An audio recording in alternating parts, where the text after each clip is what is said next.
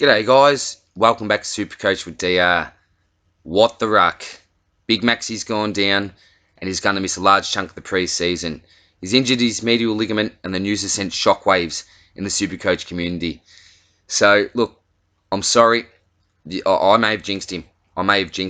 I've said from the start that the only way that I won't start Grundy and Gawn is if one of them gets injured. So I'm very, very sorry for that, everyone, and I do apologise.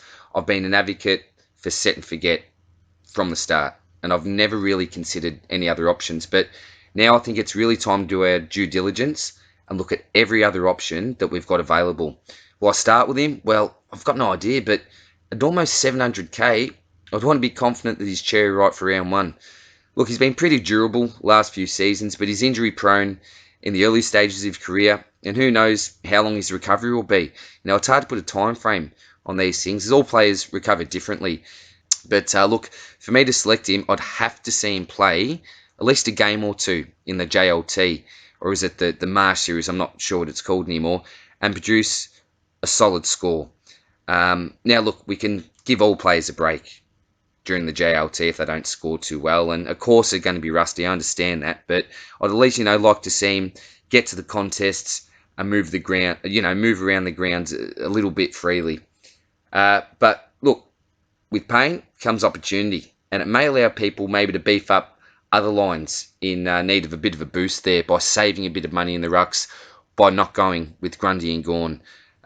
So look, we'll have a look at some of the other selections. As I said, I haven't done really much research at all on any other ruckman apart from the two big boys. But as I said, we need to have a look at some of our other options now.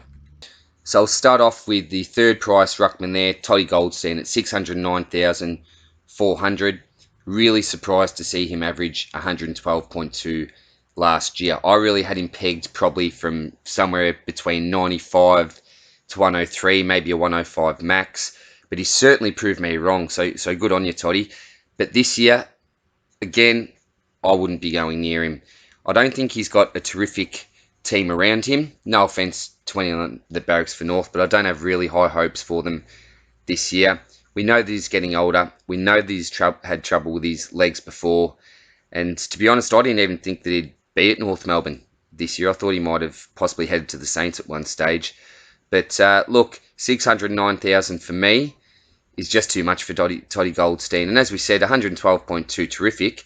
But still, if we're comparing that to the two big boys there, Grundy and Gawn, 128.4 and 130, that's still, what's that, 16 and points and some change off Gawn's average. So, as well as he did last year, he certainly went nowhere near the two big guys there. Rowan Marshall at number 4, sees in 8% of sides currently as we speak. He had a great year last year, the definition of a breakout year, and he really stuffed my season. I didn't get him in at the right time. Lots of other people did, and I was really left behind the pack by not selecting Marshall. I didn't think that he could keep his form up, to be honest, and I thought he might be a bit of a flash in the pan. But had that really consistent role there, obviously, as the number 1 ruck down at St Kilda.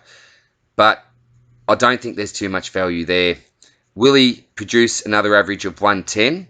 He certainly could, but I don't think that he will. I think that he might go down a little bit. And the reason for that is also the arrival of Paddy Ryder, who I think will play predominantly forward, but he'll certainly spend some minutes in the ruck. And I don't think that Marshall will be playing as many minutes in the ruck as what he did last year. The man that I like a little bit better is the guy that's under him, Scotty Lycett. So he's at 550, 600. So you're almost saving 50 grand if you select a Lycett over Marshall. And to be quite honest, I think that they may go close to swapping averages. So I think that Lycett may get up close, possibly to a 110. And Marshall, maybe not all the way down to 101, maybe at your 105 mark, possibly. But with Lycett, he's someone I'm really seriously considering. There's some things that I really like about him, but there's also some things that I don't like about him. So one great thing, he's got a huge ceiling. So I think he scored 167, 180, and it might, actually I'll be able to go and check. It's a 160 odd, and a 165 last year. Great ceiling. which is terrific for us. But when we see a player score, a 167, 180, 65, I think we need to dig a little bit deeper into actually what happened. And he played against Phillips from Carlton in one of those games, Stanley from Geelong, which in my opinion, just second grade ruckman, certainly nothing too special. And his other big score came up against English from the Bulldogs. Now, I certainly don't think English is necessarily a second grade ruck, but, still very young. And, Lysett was so much bigger than him and monstered him a little bit.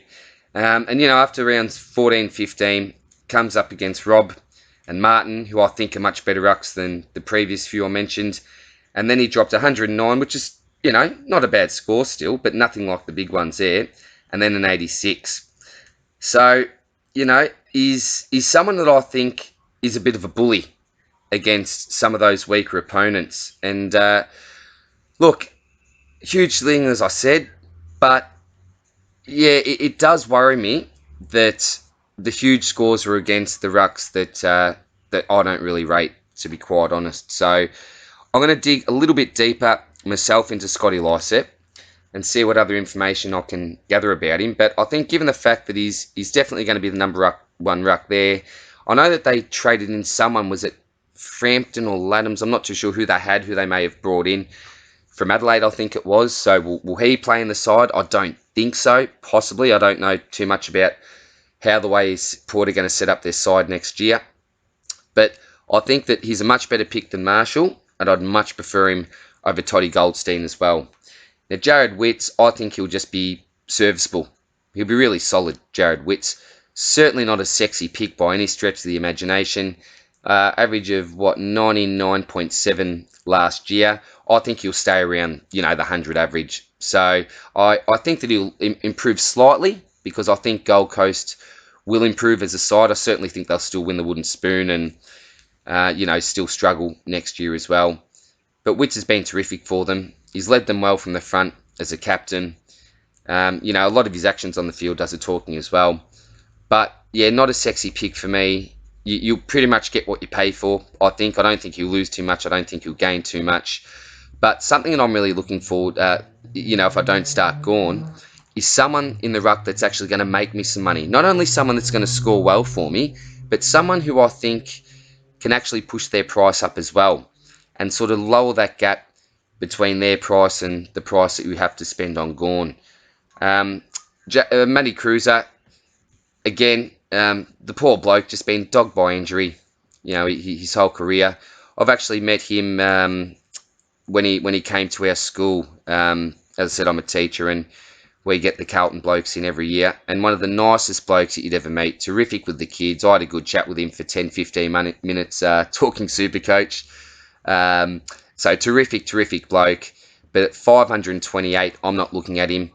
If there was some value there, he's someone that I may look at, but it's a huge risk with his injury history. Matty Cruiser, all the best to him, as I said, because he's a terrific bloke, but he's someone that I'm pretty quickly scrolling past, I think, at this stage.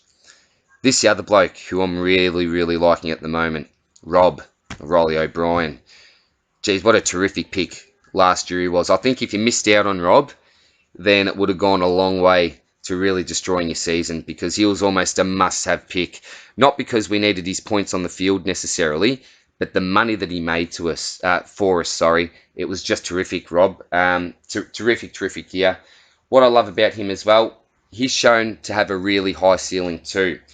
So had, scores of 123, 120, 149, 181.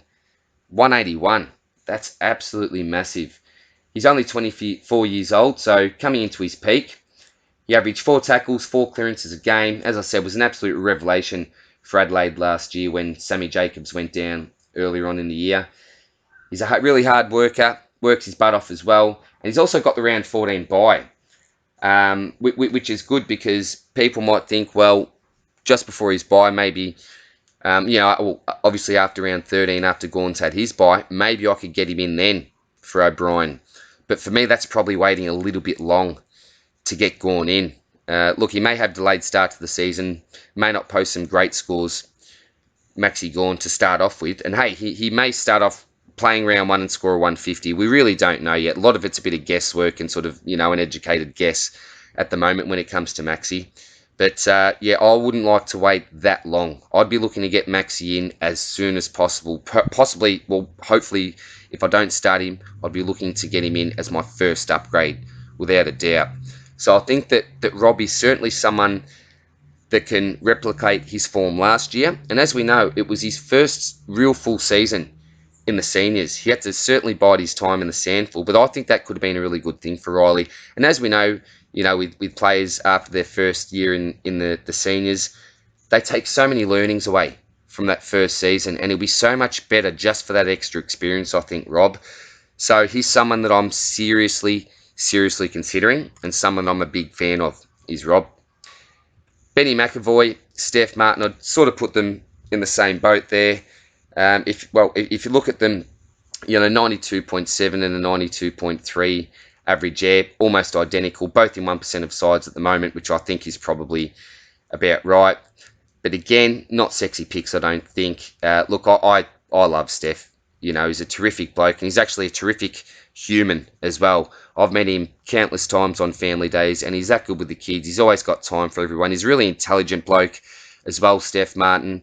So, yeah, he's been terrific for the Lions after he came across from Melbourne, and, yeah, been a great warrior for the club, and I really hope that the club has some success and rewards Steph for his great service. But, yeah, sorry, boys, I'm not really looking at a McAvoy and Martin.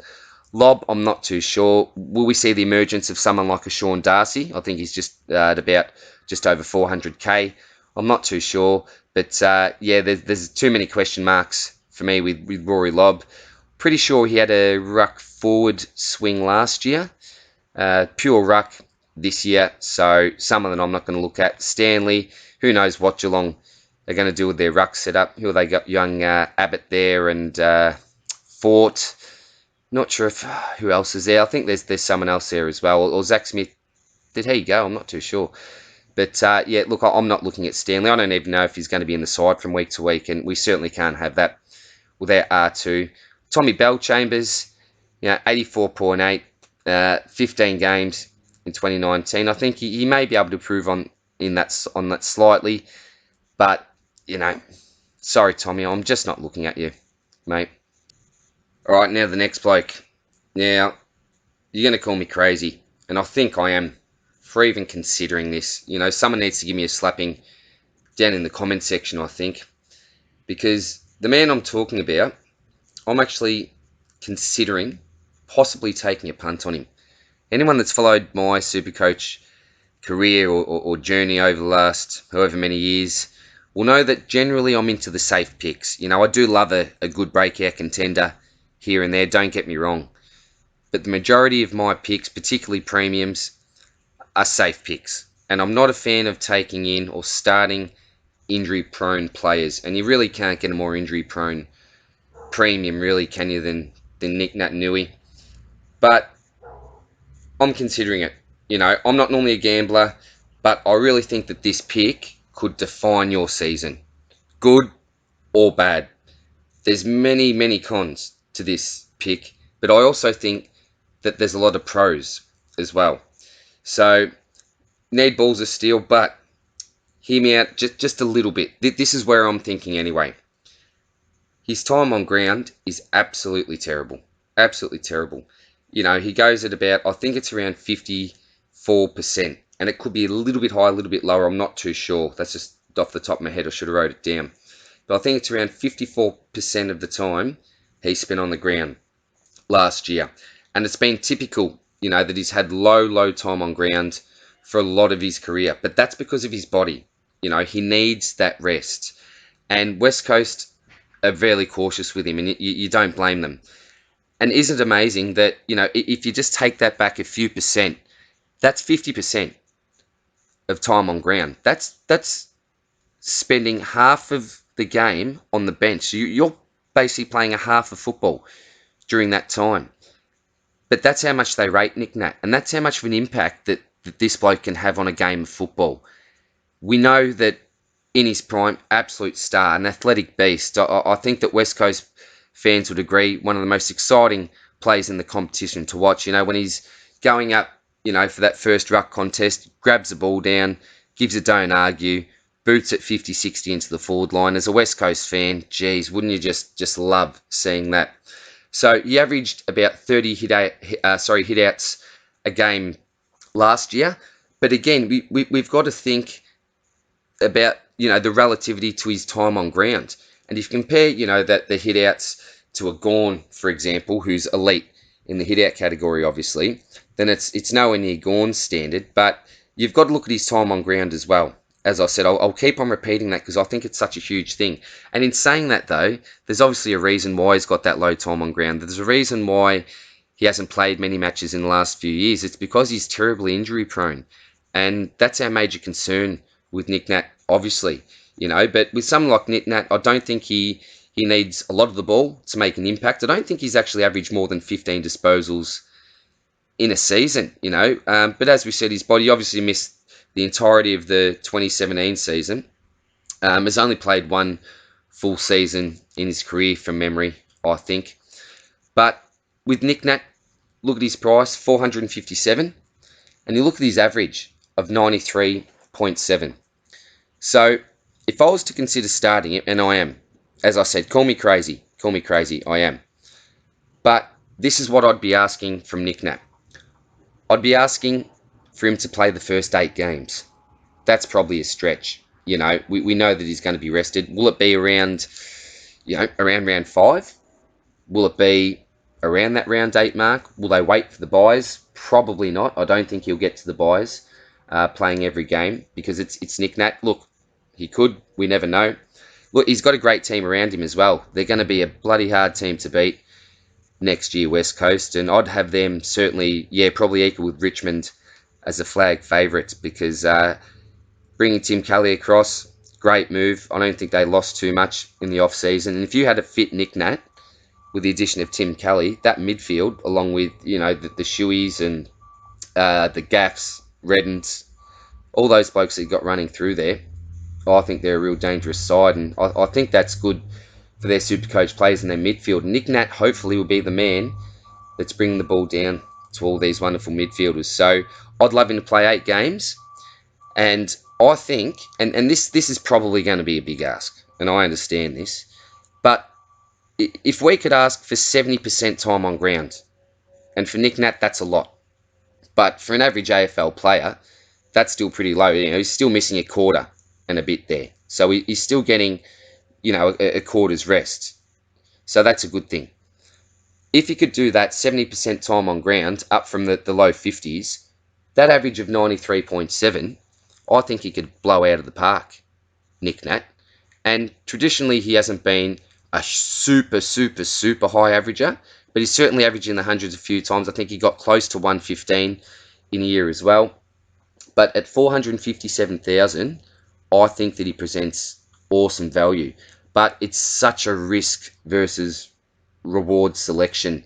But as I said before, I'm looking for someone that I think can make a little bit of coin for me and bridge that price gap between whoever I pick. This is if I don't pick Gawn. Again, I'm probably most likely to go with him. Who knows? But I want that player, if I don't select Gawn, to be able to make that cash. And I think Nat Nui's a man there at 457. But as I said, a huge gamble. Can he get his body right?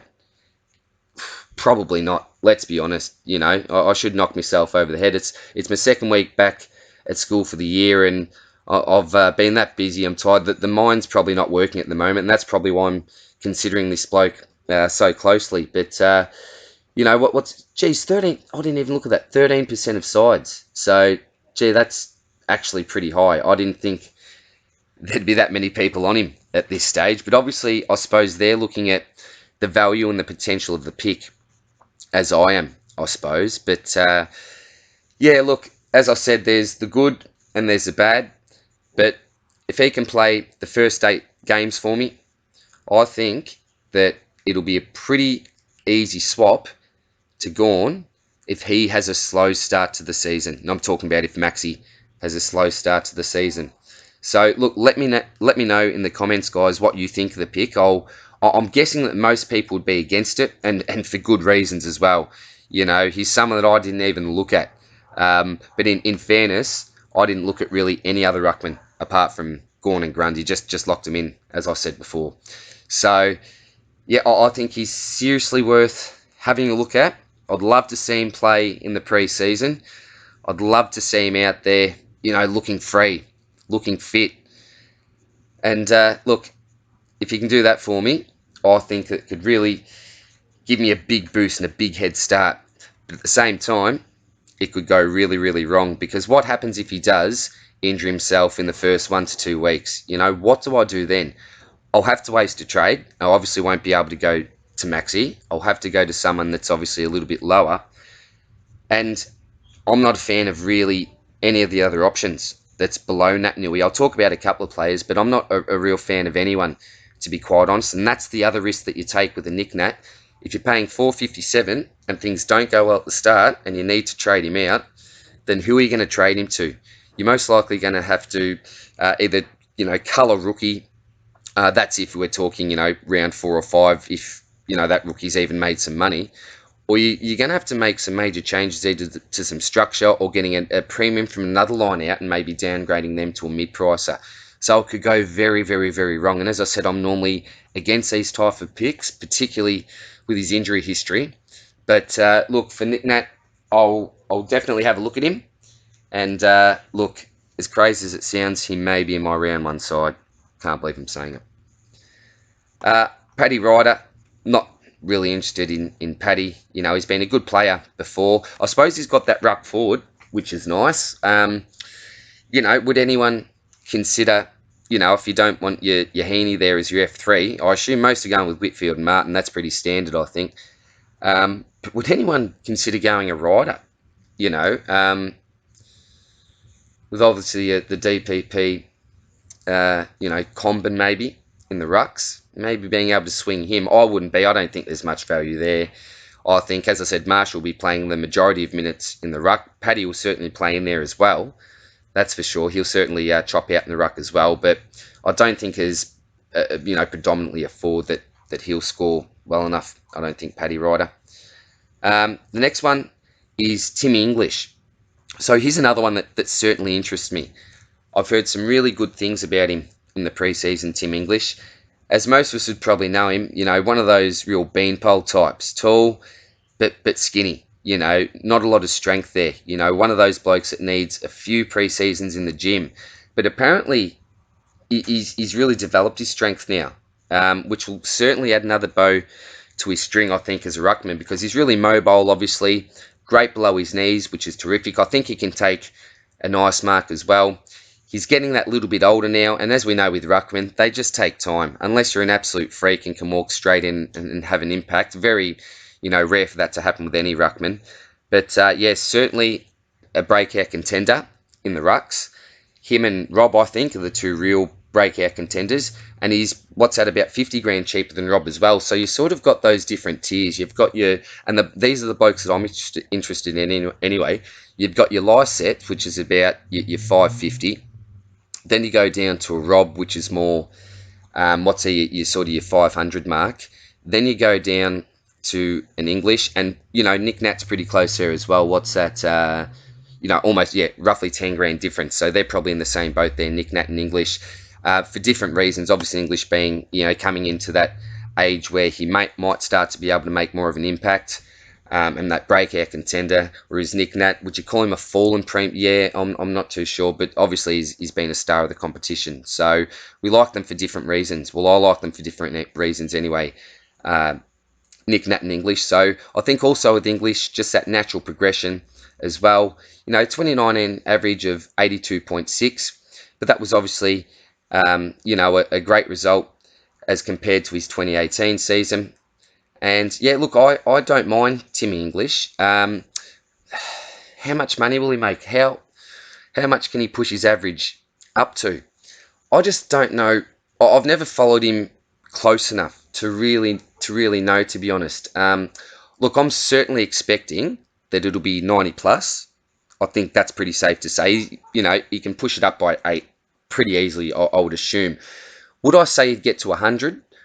I'm not confident in saying yes he would or yes he wouldn't. I hate to sit in the fence, sorry guys, but Yeah, I'm finding him really, really hard to pick, Timmy English, and because I'm finding him so hard to pick, I'm shying away from him slightly, I think. But yeah, there's some fans of him. He's in 4%, which isn't a heap, but you got to think that basically everyone's got Grundy, and those percentages are spread out a little bit. So yeah, with Tim English, do your research on him, see what you can find out about him. I will too. There's a lot more than I need to know about him, so I'll be doing that. I'll be asking hopefully the right people, and I can always try to get back to you guys anyway if I can. But yeah, certainly not a terrible pick. And the other guy that I'm actually considering, Tim English, Mumford. I'm just going to scroll past. I don't think Hickey. Does he come into play? Possibly if Nick Nat goes down, but certainly if Nick Nat starts, not looking at him.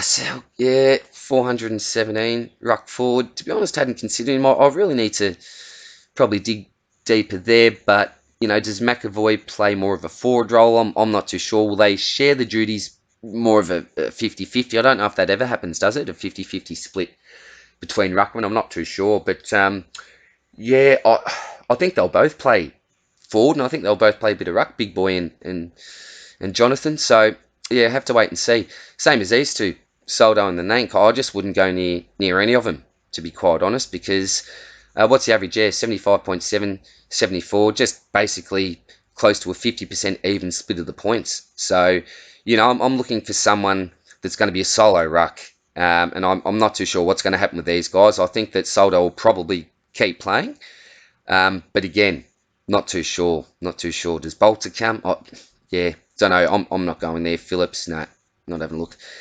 Darcy, we've also got Lob, so I'm not too sure if Lob's going to be number one. Are they going to put Lob maybe forward like he was in his early days at the Giants and, allow Darcy to play as the number one ruck? I'm really not too sure there. But look, if he does play the number one ruck, 402,000, he could be a breakout contender, Shawnee Darcy. I think I've talked a little bit about him in my breakout contender video in the rucks. But yeah, look, you wouldn't be crazy to have a look at him, I don't think, at 402. Sinclair, not too sure. Look, I was actually having a look at, and I think we'll go down soon to Sammy Naismith as well. But after looking at Naismith, I think he's only scored 100 in his career. Yeah, averages of 60s. Yeah, I thought that he might be a sneaky pick actually, but I don't think you'll get much out of him, to be honest. And the gap between a Naismith and even someone like an English, I think, will just be too much and it will kill you. Uh, Oscar, nah, not having a look. I'm not even really sure if he plays round one. I think that he does. I've got him in my 22. But Sammy Skinner's been playing really well for the Lions. And Dan McStay, I think the three of them may be competing for two spots. Sammy Jacobs, interesting one. Sam Jacobs. Here's the other one that you look at for maybe if you're looking at some value. And as I said, looking to get someone in, make some quick cash, hopefully, and then upgrade possibly to a Gawn. I'm just assuming, when I say upgrade to a Gawn, I'm assuming that most people are. Look, I know that some people are starting with other rucks and, assuming or hoping or thinking that they're going to stay there, and that they won't be getting Gawn in. Fair enough to those guys as well. I love the way different people think, each of their own. But Sam Jacobs, for me, considering, but yeah, not really confident with him. Now, he could get a new lease of life. Sorry, of life. Jeez, a lease of life. That wouldn't be great. A new lease of life, I think, up there at the Giants.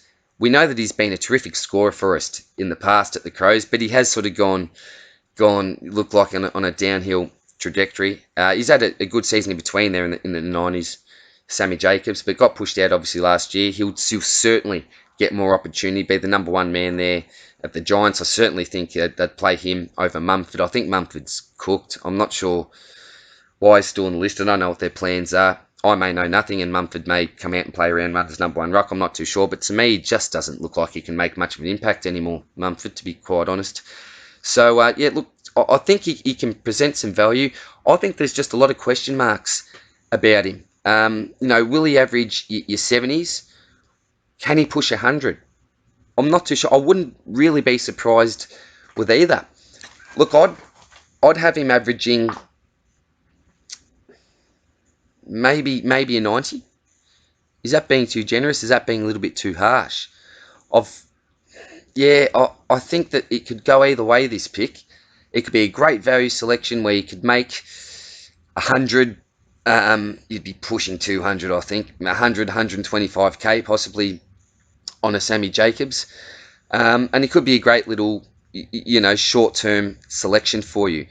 But yeah, I'm probably not going to be looking there at Jacobs. He's the other one that I'm considering out of the rucks, and I'll look into it obviously more.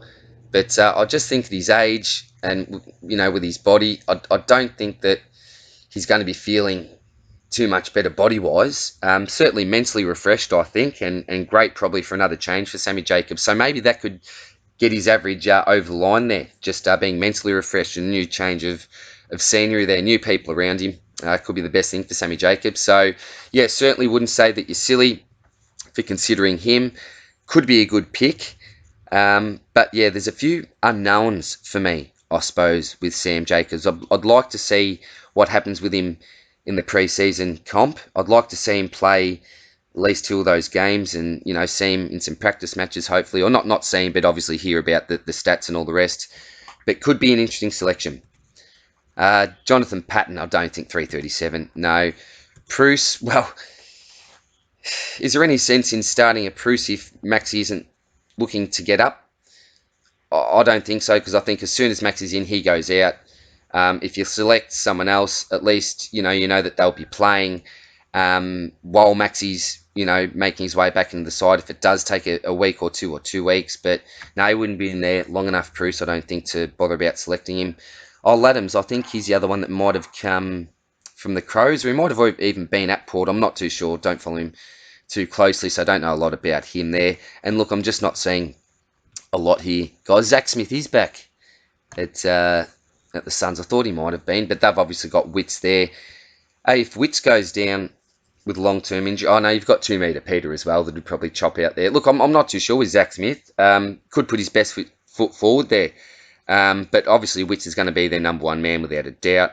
But if he goes down, yeah, who knows? We probably can never really get him in.